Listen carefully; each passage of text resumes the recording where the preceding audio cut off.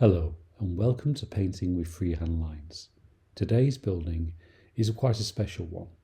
It's King's College Chapel, probably the most amazing Gothic perpendicular building in Europe, and it also sits overlooking the River Cam. So we've got a great painting with a great reflection.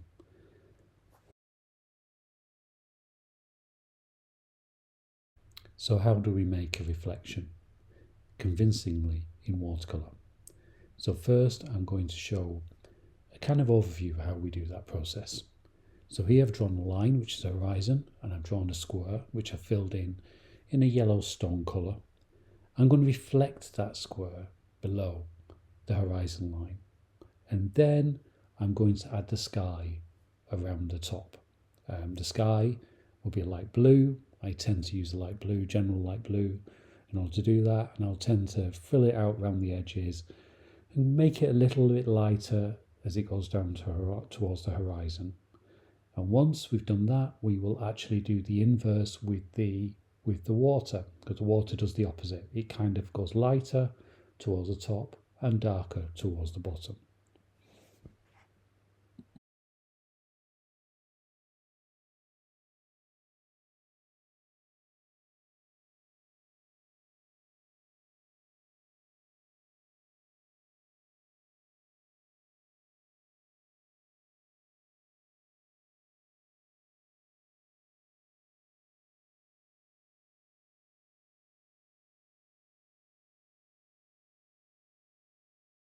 And then the very simple difference that creates the water from as a reflection is the addition of a darker blue, a very dark blue, and that darkness will go darker towards the edges, closer to the viewer, and lighter towards the horizon. And what we do is we fade that out and wash it lightly over the object so it ties in the water. We might just want to dab out the kind of water over the top of the object a little bit with a bit of kitchen roll, and then add more dark around the base in order to create that kind of depth of the darkness of the water. And as a principle, what this does is create that kind of idea of a reflection and water quite simply. And that's pretty much the function or the approach, the principle we will take as we paint the King's College Chapel.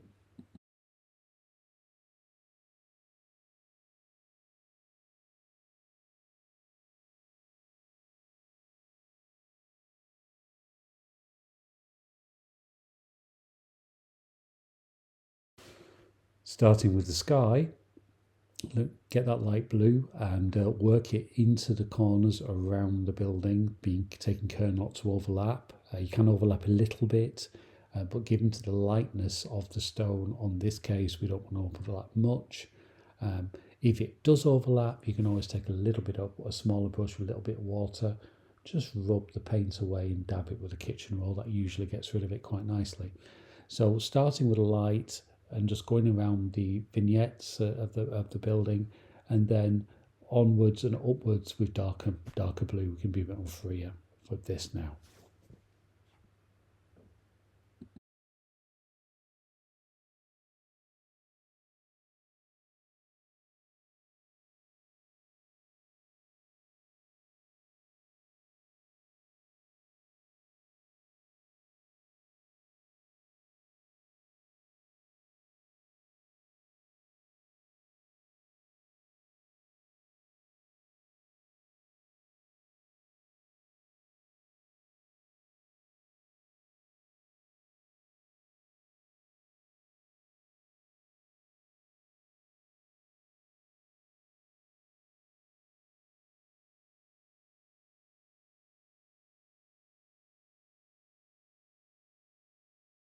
Whilst the blue dries, a great opportunity to do some of the grass at the bottom. The grass I generally will use a kind of an olive green, a lighter green, and I'll use that first almost purely as light green, and later on might add different darker greens on top in order to give it a bit more depth. So I'll start with the olive green. Remember, building up watercolour in layers is the simplest way to do it. It doesn't Watercolour does not need to be complex, doesn't need to be something feared. It can be worked up very easily, and if you follow these principles, it's actually one of the most simplest medias to actually paint with.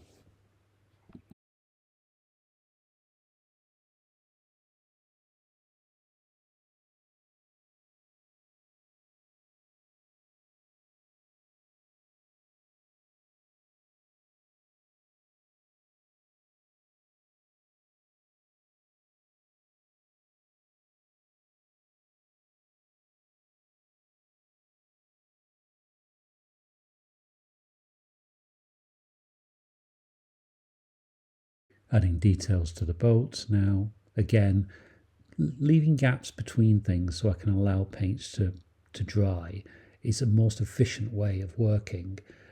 Prevents you from stopping and allows you just to continue constantly.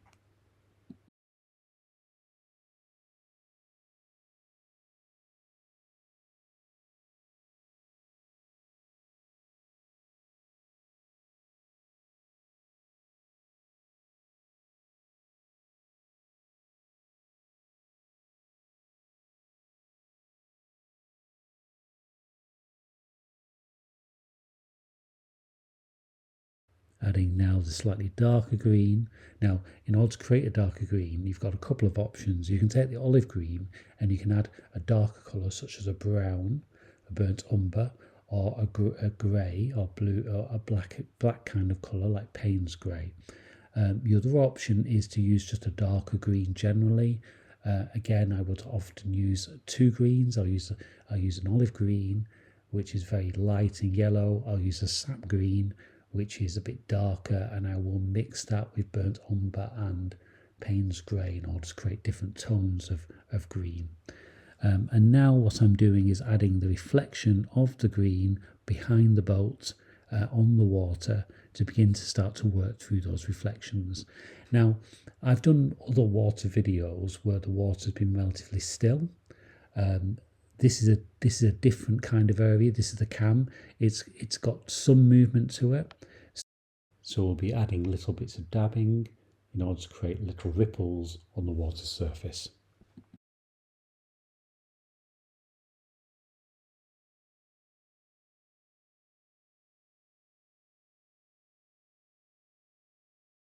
Buildings are generally painted of yellow ochre with slight bits of burnt umber. It's our general yellow sandstone or buff brick, London stock brick kind of colour, which we typically use for quite a lot of architecture.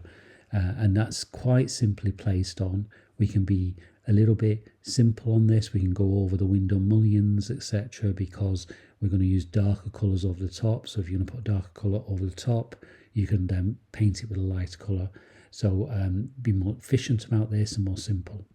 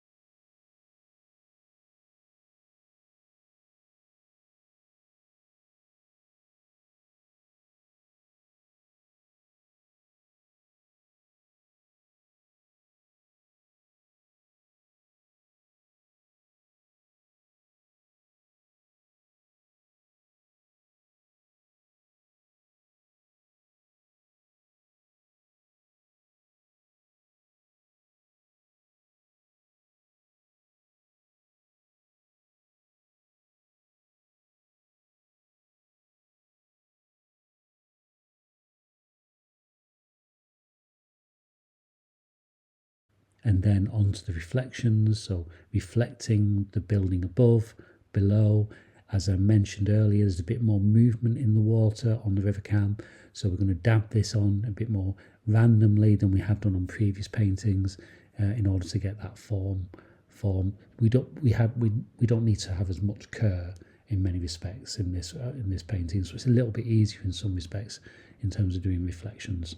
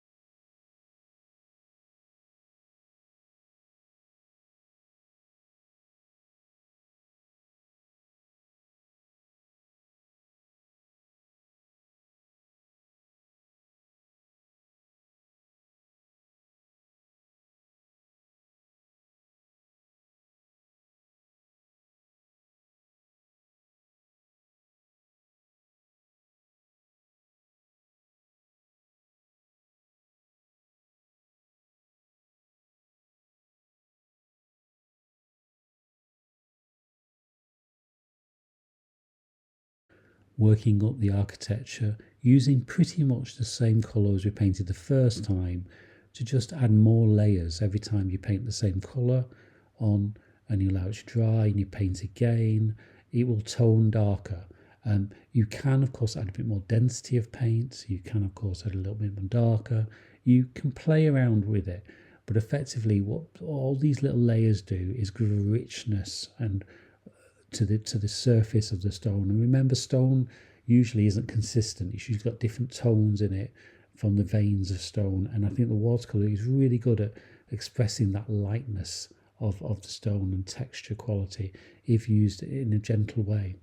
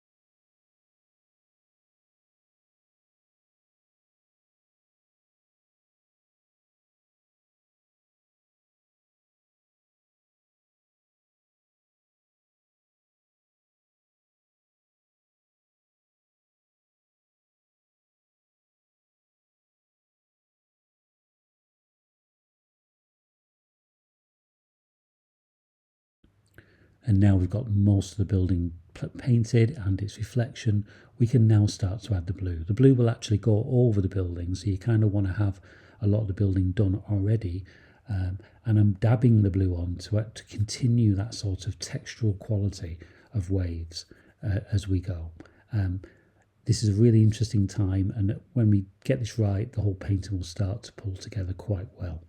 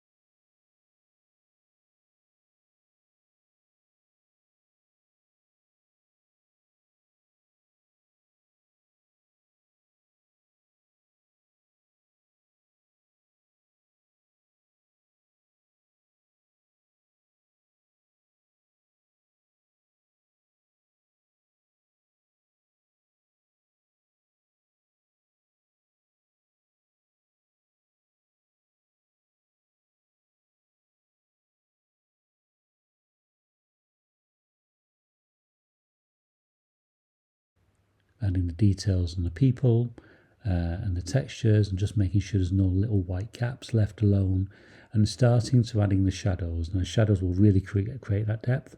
The shadows on the edge of the bank, but also the windows as well.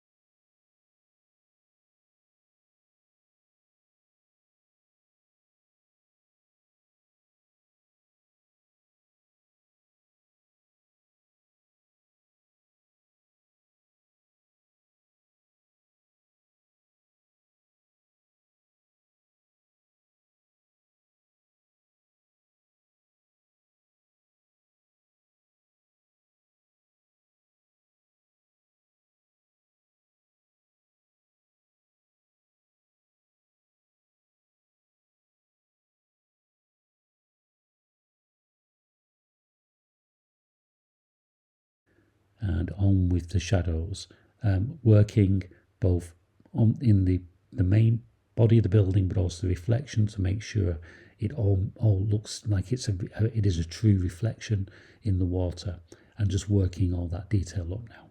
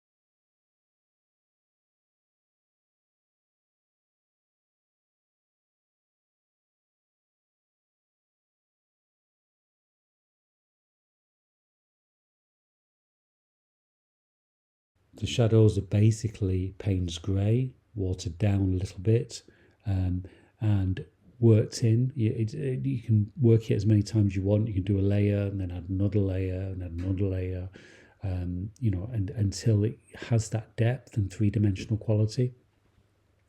And then also we will add in a much more pure, darker Payne's grey for the windows.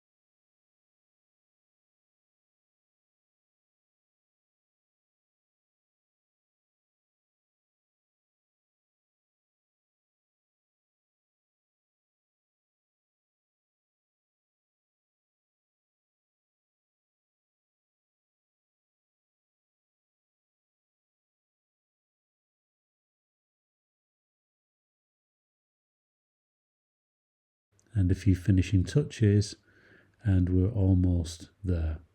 And there you have a really kind of wonderful painting. You can feel the movement of the water. You can feel the joy of being on that water, and also of this really impressive architecture that is one of the key buildings in Britain of this style. And I really recommend you go and see it. So that's it. Another great water piece, and we'll do some more water work. I think it's a really useful thing. Watercolour expresses water so well because it's in its nature. And that's it. A really wonderful painting and a really wonderful subject. So thanks for watching again. I hope to see you again soon. Take time to admire your painting, and see you next time. Thank you.